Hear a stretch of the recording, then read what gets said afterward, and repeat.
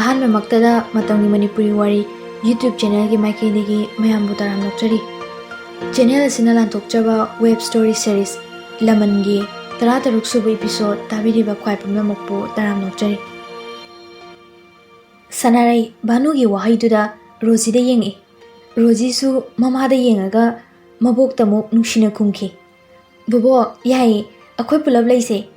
Aisu sida mama akhoi nidang laibase kijeye. Mama aada leirase. Sanarai machana yarakpaduda harauje. Ine abena yardi aisu dum yare. Phare adudi ngasi su numit phari ngasi dagi pulap chakrasi. Nakhoi inigi pochai luisaluro. Ai ibungo ningthemda lawba lako haikrage. Banu na phone tawduna ningthembu lawba laknaba haiki. Ningthemsu panthade phat yausilai.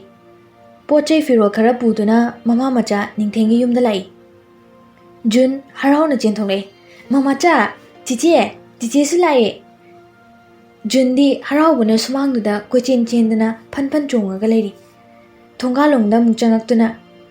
Kajugen akhoi chiche lai ngo nungaijai ahidi nungaijai.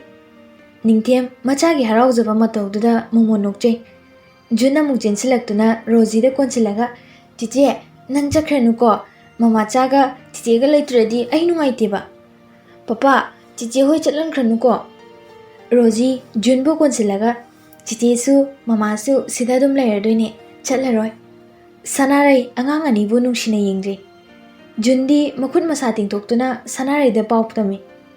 Mama cha nang laitabada papa na adu tawe daina hai. Bubok na haiba amana haiba pumnamak tammi. Rozi di ningthemda draw tawduna baba ko bangam jade masado ikai jabagum hainadabugum adum tawi numit nini humni hokre ningthemna kochen chenduna Rozi gi su Jun gi school da admission tawre ningthem su mahausa gum Sanarai da hengo phagi jugai tawbudo tawkhidre Rozi na nungai kiroi khanduna Sanarai da gi lapthokche Sanarai su ningthemna lapthoklabanina mana su draw tawbangamdre matomta wahang kya hangje Kari pendaba sauningwa laibano ningthemna asumna khango hongkrise haiduna Sanarai kitchen da chak thongli ningthem angang ani do lairik paba sangli masinu pase hanadi insang semba saraka inakta suru nei hujikna inakta ga matalakti mi aise mongonda dum leiradoni se khangbagi lemtokpi ga tawradana aina hujinba ngairi ni ne moinu pasing yahaunabi amalei isana yadringaidana nungsidringaidadi itung koin inaduna aina haibalo yadoini aduga akhoina tasena nungsiraklagana tumina laikini mi jakhanbi tawniba akhoina hujinbaga ngai leiduini ne khangni aisule maga leige Banu kitchen da changlakpada ensang do pathaduna leiraga Sanarai umduna leirami Bema Sanarai kaidorage nangbo ensang do pathare ne Sanarai na ha ensang lo Insang uyan makumdo tapai dun hangdui samandana makhada thade ayoma as yam sare Banun hey tamda tawni nangbo tanjadu da uyan do leba makhada ta gi bai makon thole makhol do tabada ningthemsu chensile kaidorge Sanarai pakhumpi de Banuna makutse asaba uyan makumsida paishalurabani pokpram te yengu chakse ai loishin birage Banu phone laktuna mai do khara leitar mathoki Sana kadainu yengbigese Sanarai gi makhutta puthoktuna yengali sidi khara poe sabra ningthem Sanarai peri ningthemna sorkambi Junga Rosiga chu chenjale mama kidorage ningthem Rosina koropodo tabada pairamba Sanarai gi makutto sat thadoklaga khara lapna leiraga makutse khara pokre ai hidak lobirukige ningthem thokiduna hidak ama pudon lai Rozi se noi mamagi makutta tebiyo Rozina ai heiroida Junna papa nang adum tebiyo Rozina Junbu Jun lao ngasai gi homework to lusi si haiduna Jun puduna thoke Rozi aina nangi mamada nushibase Naksin basi uraga nang naibu hainade habai khang Nakhoi gi nungaitanaba ai kishu tawre Ningthemsu hidak to thanamlaga sanare siteshilo nakuto khara ingnaba. Ningthem kitchen dagi tholaktuna angang ani gi lair papam dang phamduna le. Junna papa mama jagi makuto phawrabo. Ha hidak to pirambane pharamlani. Rosie ningthem da yenglaga mama gi hidak to tebidra zalo. Kayino baba nangna mama gi hidak tebidrse. Ai leibada mama noi gi marakta yam lakthokna laba male. Ai kedogani. Kitchen da sanare hidak to da yenglaga mapi sinthare. Kayino tata nangna hidak sibok tebiramdrise. Dada hadak dada na hunglakliba mawongse karino. Ai kari itawda pentabla leibakino. Ima isagidi tata natana kanasu leitrabini. Ai pomo mirai biriba kayino. Midlu anidagi thingbangam pirang senthare. Banusu tanjaduda changlaktuna. Ibima sanare nang bukai dorage khuto yam narbo. Hida khaptrabo doctor chatsiro ningthem kaurugi kese. Ine kesum tawdreda. Banu janglo shinduna puna jakcha na bakore. Sanare di chaka sabado paibangam dratuna chadabidale. Rosina mama khuto yam sarabo.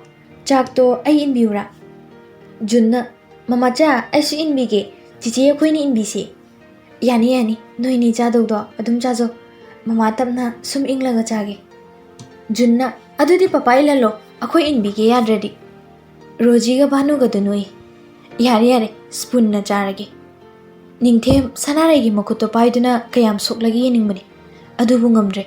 Roji na nungai kiro khanduna. Chak chawa loraga punna tibi yengi. Banu ga jun gana wapangang dangang. Ahu mamadi tumina laini. Mama ai tumnurage. Rosina mama ai tumningle tumnurage. Jun lao chichega tumnurase. Junna mama lao wari libiyo tumnurase. Rosina Jun bubo koina lihelase. Bubo wari libiyo lao. Sanare su tumningdri nimthenga wari khara sananingi. Banuna lao tumurase. Angang ani duga banu ga hotki. Ningthemna sana nangsu tumpukliro angang singisu phamungdu loishinbiro cho sanaren phamungdi ngasaina simjilamabane yani aisigi serial se loiba phaw yengkigi phana kuina ani do wa mata ngangnade ningthem tapna wa hodore sanare kutto khara pharabo sanare oinana hidaksu hapiradi kadai dei phadoiba yengutu Makuta tingtoktuni yengali kucha maton singdo ising halagale. Aina thanambi takto tashalu yadro. Dadana di tebi draga. Ningthem makha taraktre. Sana thengle tumurage. Ai hayeng kharangana police station da chakadabani. Nangsu potharo. Kuto hidak teiba kauni. Ningthem hogolaga changki. Sanare ningthem na changki bado khambadi ngamjada tumina yengduna lehoi. Ningthem DSP dagi SP oina promotion phangduna West da posting amuk pire. Imungi mi pumna maksu haraune. Pumna maktu dagi sanari nam ke hen haraujai. Lagai gi club na su harauba phungdok poina Ningthem bu okpagi tharam amasili. Banuna nakhoi bu loidribone. Junna bubok aiga chiche ga di loire mama cha loidriye. Oh lao noini tholo. Sanare mingsin mamangda kana makeup tori. Phamungda thamliba fi singdo amamo putho marel banda amamo yen tawduna karambana chanai haiduni yengduna le. Ningthem changlaklabadi paknaba khanan ge tawbani. Adubu ningthem di thongjulda lepaga lare. Sana thulgo thenglini club ki angang sina phone tokshilakpaga loireba. Ado dada Pabab tholo ai angang singi manakta ngairamage. Ningthem adumak yelamdana prapap thokre. Sanare mathomda propok chaksei. Karino dadana hadak tawrisibo. Ai hinakta mikubama phongli ningdrise. Sidagidi SB wakrabanina amukke hena lemkhrani tawrise. Sounding boy kari boy mugagi pink color gi hangam mapal machuna mapal chanba fi ama paiduna sari matik chesilaga thole. Ningthem mathanda khanjai. Sana ngasi di nangse khayada fajariba. ꯑꯩꯅ ꯈ꯭ꯋꯥꯏꯗꯒꯤ ꯄꯥꯝꯖꯕ ꯐꯤ ꯃꯆꯨꯒ ꯁꯦꯠꯂꯗꯅ ꯑꯗꯨꯕꯨ ꯅꯤꯡꯊꯦꯝ ꯄꯦꯟꯅ ꯌꯦꯡꯖꯅꯤꯡꯕ ꯁꯛꯇꯝꯗꯣ ꯄꯦꯟꯅ ꯌꯦꯡꯖꯕꯗꯤ ꯉꯝꯖꯗꯦ ꯁꯅꯥꯔꯩꯁꯨ ꯅꯤꯡꯊꯦꯝꯅ ꯊꯑꯣꯏꯕꯤꯗꯕꯗꯨꯗ ꯅꯨꯡꯉꯥꯏꯇꯗꯨꯅ ꯋꯥ ꯑꯝꯇ ꯉꯥꯡꯂꯛꯇ꯭ꯔꯦ ꯇꯨꯃꯤꯟꯅ ꯀꯥꯗꯨꯗꯒꯤ ꯊꯣꯛꯂꯛꯂꯒ ꯆꯠꯂꯁꯦ ꯂꯣꯏꯔꯦ ꯔꯣꯖꯤ ꯃꯃꯥ ꯃꯄꯥ ꯑꯅꯤꯅ ꯏꯁꯨꯛ ꯁꯨꯛꯊꯖꯕꯗꯨꯗ ꯅꯨꯡꯉꯥꯏꯖꯗꯦ ꯃꯃꯥ ꯅꯪꯒꯤ ꯐꯣꯟꯗꯣ ꯄꯤꯔꯣ ꯑꯩ ꯐꯣꯇꯣ ꯅꯝꯕꯤꯒꯦ ꯐꯝꯃꯣ ꯖꯨꯟꯅ ꯆꯤꯆꯦ ꯑꯩꯒꯤꯁꯨ ꯅꯝꯕꯤꯌꯣ ꯔꯣꯖꯤꯅ ꯑꯩꯈꯣꯏ ꯄꯨꯂꯞ ꯅꯝꯗꯣꯏꯅꯦ ꯃꯦꯃꯣꯔꯤ ꯑꯣꯏꯍꯧꯅꯕ ꯅꯤꯡꯊꯦꯝꯗꯤ ꯐꯝꯂꯝꯕꯗꯒꯤ ꯍꯧꯒꯠꯂꯦ ꯕꯕꯥ ꯅꯤꯡꯊꯦꯝ ꯉꯛꯅ ꯔꯣꯖꯤꯗ ꯌꯦꯡꯉꯤ ꯃꯉꯣꯟꯗ ꯕꯕꯥ ꯀꯧꯔꯛꯄꯗꯨꯗ ꯑꯃꯨꯛꯇꯁꯨ ꯔꯣꯖꯤꯅ ꯃꯉꯣꯟꯗ ꯕꯕꯥ ꯍꯥꯏꯅ ꯀꯧꯔꯛꯇ꯭ꯔꯤ ꯌꯨꯝꯗꯨꯗ ꯂꯩꯕꯗꯒꯤ ꯔꯣꯖꯤꯁꯨ ꯈꯔꯗꯤ ꯏꯀꯥꯏ ꯅꯤꯡꯊꯦꯝꯅ ꯌꯦꯡꯁꯤꯜꯂꯛꯄꯗꯨꯗ ꯕꯕꯥ ꯐꯝꯃꯣꯕ ꯍꯧꯒꯠꯈꯤꯅꯣ ꯕꯕꯥꯒ ꯃꯃꯥꯒ ꯄꯨꯟꯅ ꯅꯝꯗꯣꯏꯅꯤ ꯍꯥ ꯑꯧ ꯔꯣꯖꯤ ꯆꯪꯁꯤꯟꯗꯨꯅ ꯅꯤꯡꯊꯦꯝꯒꯤ ꯈꯨꯠ ꯄꯥꯏꯔꯒ ꯃꯃꯥꯒꯤ ꯃꯅꯥꯛꯇ ꯐꯝꯍꯜꯂꯤ ꯅꯤꯡꯊꯦꯝꯗꯤ ꯇꯤꯡꯉꯛ ꯇꯤꯡꯉꯛ ꯔꯣꯖꯤꯗ ꯌꯦꯡꯉꯤ ꯁꯅꯥꯔꯩ ꯉꯁꯥꯏꯗꯒꯤ ꯃꯛꯁꯤꯜꯂꯝꯕ ꯃꯥꯏꯊꯣꯡꯗꯣ ꯈꯔ ꯉꯥꯟꯊꯣꯔꯛꯏ ꯆꯤꯆꯦ ꯑꯩꯈꯣꯏꯅꯤꯗꯤ ꯀꯗꯥꯏ ꯐꯝꯗꯣꯏꯕ ꯑꯩꯈꯣꯏꯅꯤꯅ ꯑꯃꯨꯛ ꯕꯕꯥ ꯃꯃꯥ ꯂꯣꯏꯔꯒ ꯀꯥꯞꯁꯦ ꯁꯤꯗ ꯂꯥꯛꯑꯣ ꯚꯥꯅꯨꯅ ꯅꯤꯡꯊꯦꯝ ꯅꯣꯏꯅꯤ ꯈꯔ ꯅꯛꯁꯤꯟꯅꯧꯅꯦ ꯀꯩꯒꯤꯅꯣ ꯑꯗꯨꯛ ꯂꯥꯞꯅ ꯐꯝꯃꯤꯗꯨꯕꯣ ꯁꯅꯥꯔꯩꯒꯤ ꯅꯤꯡꯊꯦꯝꯒ ꯈꯔ ꯑꯃꯨꯛ ꯅꯛꯁꯤꯟꯅꯔꯤ ꯖꯨꯟ ꯆꯪꯁꯤꯟꯗꯨꯅ ꯃꯃꯥ ꯃꯄꯥ ꯑꯅꯤꯒꯤ ꯈꯨꯠꯇꯣ ꯀꯣꯠꯁꯤꯟꯅꯍꯜꯂꯤ ꯁꯅꯥꯔꯩ ꯅꯤꯡꯊꯦꯝ ꯑꯃꯅ ꯌꯦꯡꯅꯩ ꯔꯣꯖꯤꯅ ꯕꯕꯥ ꯃꯃꯥ ꯁꯣꯝꯗ ꯌꯦꯡꯂꯣ ꯁ꯭ꯃꯥꯏꯜ ꯔꯦꯗꯤ 1 2 3 ꯔꯣꯖꯤꯁꯨ ꯐꯣꯇꯣꯗ ꯄꯪꯅꯝꯗ ꯅꯝꯁꯤꯜꯂꯤ ꯅꯤꯡꯊꯦꯝ ꯁꯅꯥꯔꯩꯁꯨ ꯍꯔꯥꯎꯅ ꯄꯣꯁ ꯇꯧꯏ ꯅꯤꯡꯊꯦꯝ ꯍꯔꯥꯎꯅ ꯏꯆꯥ ꯑꯅꯤꯒꯤꯁꯨ ꯕꯕꯥꯅ ꯐꯣꯇꯣ ꯅꯝꯕꯤꯒꯦꯁꯦ ꯚꯥꯅꯨꯅ ꯑꯃꯨꯛ ꯅꯣꯏ ꯄꯨꯂꯞ ꯂꯩꯔꯣꯁꯦ ꯑꯩ ꯅꯝꯂꯛꯀꯦ ꯁꯅꯥꯔꯩꯅ ꯂꯥꯛꯑꯣ ꯂꯥꯛꯑꯣ ꯄꯨꯂꯞ ꯀꯥꯞꯄꯍꯟꯁꯤ ꯖꯨꯟꯅ ꯑꯩꯗꯤ ꯃꯃꯥꯆꯥꯒ ꯊꯪꯅꯒꯅꯤ ꯃꯃꯥꯆꯥ ꯃꯁꯛ ꯐꯖꯕꯒꯤ ꯁꯅꯥꯔꯩ ꯅꯤꯡꯊꯦꯝ ꯑꯅꯤꯒꯤ ꯃꯌꯥꯏꯗ ꯑꯉꯥꯡ ꯑꯅꯤꯗꯣ ꯐꯝꯍꯜꯂꯒ ꯚꯥꯅꯨꯅ ꯐꯣꯇꯣ ꯅꯝꯕꯤ ꯀ꯭ꯂꯕꯇꯒꯤ ꯐꯣꯟ ꯇꯧꯔꯛꯇꯨꯅ ꯑꯃꯨꯛ ꯃꯈꯣꯏ ꯄꯨꯟꯅ ꯀ꯭ꯂꯕꯇ ꯆꯠꯂꯦ ꯁ꯭ꯇꯦꯖꯇ ꯐꯝꯂꯒ ꯅꯤꯡꯊꯦꯝ ꯑꯇꯩ ꯀꯅꯥꯕꯨꯁꯨ ꯌꯦꯡꯅꯤꯡꯂꯨꯗꯦ ꯁꯅꯥꯔꯩꯗ ꯍꯨꯔꯥꯟ ꯌꯦꯡꯖꯩ ꯁꯅꯥꯔꯩꯁꯨ ꯑꯗꯨ ꯃꯉꯥꯏ ꯃꯤꯆꯥꯟꯅꯕꯗ ꯑꯃꯨꯛꯃꯨꯛꯁꯨ ꯅꯣꯛꯐꯦꯠ ꯇꯧꯖꯩ ꯔꯣꯖꯤꯁꯨ ꯃꯃꯥ ꯃꯄꯥ ꯑꯅꯤꯒꯤ ꯃꯇꯧꯗꯨꯗ ꯍꯔꯥꯎꯖꯩ ꯁ꯭ꯇꯦꯖꯇ ꯂꯩꯀꯥꯏꯒꯤ ꯑꯍꯜ ꯂꯃꯟ ꯀꯌꯥꯅ ꯅꯤꯡꯊꯦꯝꯒꯤ ꯃꯔꯝꯗ ꯋꯥ ꯉꯥꯡꯗꯨꯅ ꯊꯥꯒꯠꯂꯤ ꯃꯔꯥꯡ ꯍꯔꯥꯎ ꯐꯪꯁꯟꯗꯣ ꯂꯣꯏꯁꯤꯟꯈ꯭ꯔꯦ ꯐꯪꯁꯟ ꯃꯐꯝꯗ ꯏꯔꯥꯡ ꯂꯥꯡꯉꯤ ꯃꯆꯥ ꯑꯅꯤꯗꯨꯅ ꯆꯣꯡꯐꯟꯗꯨꯅ ꯅꯤꯡꯊꯦꯝꯁꯨ ꯄꯨꯂꯤꯁ ꯁ꯭ꯇꯦꯁꯟꯗ ꯌꯧꯔꯒ ꯑꯃꯨꯛ ꯃꯌꯨꯝꯗ ꯃꯆꯥ ꯑꯅꯤꯒꯤ ꯁꯥꯟꯅꯄꯣꯠ ꯃꯅꯦꯒꯤ ꯁꯅꯥꯔꯩꯒꯤ ꯐꯤꯁꯤꯡ ꯂꯩꯗꯨꯅ ꯍꯔꯥꯎꯅ ꯍꯜꯂꯛꯏ ꯅꯤꯡꯊꯦꯝꯒꯤ ꯒꯥꯔꯤ ꯃꯈꯣꯜ ꯇꯥꯕꯗ ꯑꯉꯥꯡ ꯑꯅꯤꯗꯨ ꯆꯦꯟꯊꯣꯔꯛꯏ ꯄꯄꯥ ꯑꯩꯒꯤ ꯀꯔꯤ ꯂꯩꯔꯛꯀꯦ ꯂꯩꯔꯦ ꯏꯆꯥ ꯑꯅꯤꯒꯤ ꯌꯥꯝ ꯂꯩꯔꯦ ꯂꯥꯛꯑꯣ ꯏꯃꯨꯡꯗ ꯌꯦꯡꯂꯨꯁꯤ ꯚꯥꯅꯨꯅ ꯀꯔꯤ ꯂꯩꯔꯛꯂꯕ ꯁꯅꯥꯔꯩꯁꯨ ꯊꯣꯛꯂꯛꯇꯨꯅ ꯂꯩꯔꯛꯄ ꯄꯣꯠ ꯆꯩꯁꯤꯡꯗꯨ ꯌꯦꯡꯉꯣ ꯅꯣꯏ ꯂꯣꯏꯅꯃꯛꯀꯤ ꯌꯥꯎꯕꯅꯤ ꯁꯦ ꯁꯤꯅ ꯏꯆꯥ ꯔꯣꯖꯤꯒꯤ ꯁ꯭ꯀꯔꯠꯅꯤ ꯁꯤꯅ ꯖꯨꯟꯒꯤ ꯁꯤꯅ ꯏꯅꯦꯒꯤ ꯐꯤꯅꯤ ꯇꯦꯗꯤ ꯕꯤꯌꯔ ꯂꯥꯏꯙꯤꯕꯤꯁꯨ ꯌꯥꯎꯔꯦ ꯁꯤꯅ ꯑꯆꯥꯄꯣꯠꯅꯤꯁꯦ ꯔꯣꯖꯤꯅ ꯍꯌꯥ ꯖꯨꯟ ꯑꯩꯈꯣꯏꯅꯤꯒꯤꯗꯤ ꯃꯆꯨ ꯆꯞ ꯃꯥꯟꯅꯩꯌꯦ ꯕꯕꯥ ꯁꯤꯗꯤ ꯌꯥꯝ ꯐꯖꯩꯌꯦ ꯖꯨꯟꯅ ꯆꯤꯆꯦꯒꯤꯅ ꯍꯦꯟꯅ ꯆꯥꯎꯏ ꯚꯥꯅꯨ ꯅꯣꯛꯂꯒ ꯆꯤꯆꯦꯅ ꯃꯤ ꯆꯥꯎꯕꯒꯤꯅꯦ ꯅꯤꯡꯊꯦꯝꯅ ꯏꯅꯦꯒꯤ ꯐꯤꯗꯣ ꯄꯥꯝꯕ꯭ꯔꯥ ꯌꯦꯡꯉꯣ ꯐꯖꯔꯦ ꯌꯥꯝꯁꯨ ꯄꯥꯝꯃꯤ ꯔꯣꯖꯤꯒ ꯖꯨꯟꯒ ꯀꯥꯗ ꯆꯦꯟꯁꯤꯟꯈꯤ ꯁ꯭ꯀꯔꯠꯇꯨ ꯁꯦꯠꯅꯕ ꯚꯥꯅꯨꯅ ꯃꯤꯡꯁꯦꯜꯗ ꯑꯃꯨꯛꯇ ꯌꯦꯡꯂꯨꯈꯤꯒꯦ ꯑꯩꯉꯣꯟꯗ ꯄꯛꯄ꯭ꯔꯥꯅ ꯑꯍꯨꯝꯗꯨꯗꯤ ꯍꯔꯥꯎ ꯃꯥꯒꯤ ꯐꯤꯁꯤꯡꯗꯨ ꯄꯨꯗꯨꯅ ꯀꯥꯗ ꯆꯪꯂꯛꯈꯤ ꯀꯩꯒꯤꯅꯣ ꯗꯗꯥꯅ ꯑꯩꯒꯤ ꯀꯩꯝꯇ ꯂꯩꯔꯛꯇ꯭ꯔꯤꯁꯤꯕꯣ ꯃꯥ ꯇꯁꯦꯡꯅ ꯑꯩꯉꯣꯟꯗꯒꯤ ꯂꯥꯞꯊꯣꯛꯂꯒꯦ ꯈꯜꯂꯖꯥꯠꯂꯣ ꯁꯅꯥꯔꯩ ꯃꯌꯥꯝꯒꯤ ꯄꯨꯟꯅ ꯂꯩꯔꯛꯂꯒ ꯃꯥꯒꯤ ꯌꯥꯎꯔꯛꯇꯕꯗꯨꯗ ꯋꯥꯈꯜ ꯅꯨꯡꯉꯥꯏꯇꯦ ꯍꯧꯒꯠꯇꯨꯅ ꯀꯥꯔꯣꯝꯗ ꯆꯪꯈꯤꯒꯦ ꯇꯧꯏ ꯅꯤꯡꯊꯦꯝ ꯁꯅꯥꯔꯩꯒꯤ ꯈꯨꯗꯥꯡꯗ ꯌꯥꯜꯂꯒ ꯁꯅꯥ ꯉꯥꯏꯈꯣꯃꯤ ꯁꯅꯥꯔꯩ ꯄꯦꯔꯤ ꯇꯧꯔꯒ ꯊꯥꯗꯣꯛꯑꯣ ꯁꯦ ꯑꯩ ꯆꯥꯛ ꯊꯣꯡꯒꯠꯂꯨꯔꯒꯦ ꯑꯩꯒꯤꯗꯤ ꯌꯦꯡꯅꯤꯡꯉꯥꯏ ꯌꯥꯎꯕꯁꯨ ꯅꯠꯇꯦ ꯀꯩꯒꯤ ꯌꯥꯎꯔꯣꯏꯗꯣꯏꯕ ꯅꯪꯒꯤ ꯉꯥꯛꯇꯅꯤ ꯁꯤꯁꯤꯅ ꯄꯣꯂꯤꯊꯤꯟ ꯑꯃ ꯄꯨꯊꯣꯛꯇꯨꯅ ꯁꯅꯥꯔꯩꯒꯤ ꯃꯃꯥꯡꯗ ꯎꯠꯂꯤ ꯁꯅꯥꯔꯩ ꯍꯔꯥꯎꯅ ꯀꯗꯥꯏ ꯑꯩꯗꯤ ꯑꯩꯒꯤ ꯂꯩꯔꯛꯇ꯭ꯔꯦꯅ ꯁꯥꯎꯅꯤꯡꯂꯨꯔꯦ ꯅꯤꯡꯊꯦꯝ ꯅꯣꯛꯂꯒ ꯑꯁ ꯑꯩꯕꯨ ꯅꯪꯒꯤ ꯌꯥꯝ ꯂꯩꯒꯟꯗꯕꯗꯧꯅ ꯍꯟꯗꯛꯇꯤ ꯁꯅꯥꯔꯩꯁꯨ ꯃꯥꯒꯤ ꯐꯤꯁꯤꯡꯗꯣ ꯌꯦꯡꯂꯒ ꯅꯣꯛꯐꯦꯠ ꯇꯧꯔꯒ ꯁꯤꯗꯤ ꯑꯩꯅ ꯌꯥꯝꯅ ꯄꯥꯝꯕ ꯐꯤꯗꯨꯅꯤ ꯍꯟꯗꯛꯇꯤ ꯁꯥꯎꯕ ꯐꯔꯕꯣ ꯁꯅꯥꯔꯩ ꯅꯣꯛꯂꯒ ꯄꯥꯎꯈꯨꯝ ꯄꯤꯒꯦ ꯇꯧꯕꯗ ꯑꯉꯥꯡ ꯑꯅꯤꯗꯣ ꯑꯃꯨꯛ ꯆꯦꯟꯊꯣꯔꯛꯑꯦ ꯃꯃꯥꯆꯥ ꯌꯦꯡꯉꯨꯇꯨ ꯐꯖꯗ꯭ꯔꯥ Ningthemna phajare ichaju yam phajai. Banuna akhoi ningthem se nupi angang gi khanbadi heirene. Ningthemna adu ine ngasi nungdang se imanaba mayam akhoi sida chak chadoini. Kuirabani moina punse haraklise sum pharak tadana nangdre. Ngasi di aigi promotion phangbugi haraubo phungdok poina party macham sindoini. Mi manga taruk ni chak se. Chak thongba thakpa se kamdok sigine. Sanaraina yani ehi dum thongge. Banuna su yani ibi mai khoini na thongge. Insang maroi mapangdo leheluro. Ningthemna aina ta chawbaga jitka thakrabani bazara. Magi scout kangbudusu ahaw wensang amta thonglo haikrabani. Banuna phare adudi thabak ingkang singse pabablution ongsi mi singdo laknani bema. Hoine numidang wairam mamanaba sing punai yoroktuna pulare. Kuina puludraba ngak oibana magi wari pangsanda sanai. Harau nungaibagi partinina mahi manai di dum sure. Sanare su chakto loshina bakana honari. Ningthemna sana angobodo somna piro. Sanare na dada hidak thaksilunu ko. Ado khazik paidredi yaro yamni pairoiba. Ado noidi chakse lushilaga chatho. Aidi imanaba singa party lorakpada chadawni.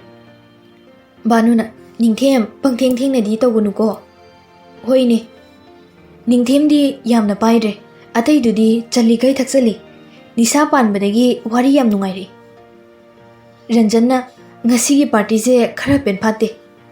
Ningthemna kari hapala khoge sak puthorakla siro. Ranjanna chaba thakpugi natine. Mamanabana sosti ki hoigadabani ne. Ranjanna bye. Mamangda nangi nachagi birthday party mafamda natro akhoi haina khibado sosti ki party da pulasi haina. Ningthemna as bye noina khangda tawrini pharak taba am yawrimi. Mamanabana kari pharak no narol chumu Dr. Ranjanda tano. Ningthemna yarese Dr. Tanabaga yakiroi ai fanabadum sinjaragi. Ranjanna ado khara thuhallo ngaibada wareba. Ningthem noglaga hoi chakse chatholasi thengling asi laibak changyenge.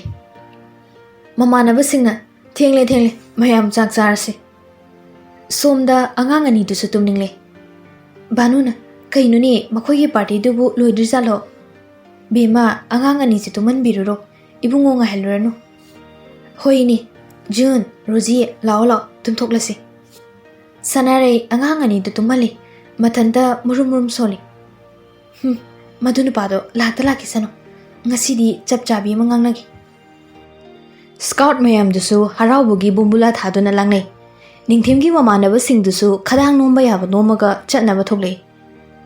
Ranjana bye yaurage kauni ko akhuina haibado nang nupa thokmande ko. Mamanaba mana nupa thoko SP saheb. Good night. Ningthemna yauro nayumda moibung khonglamladi mangkrena. Mamanabaduna tandrasu chachare bungo.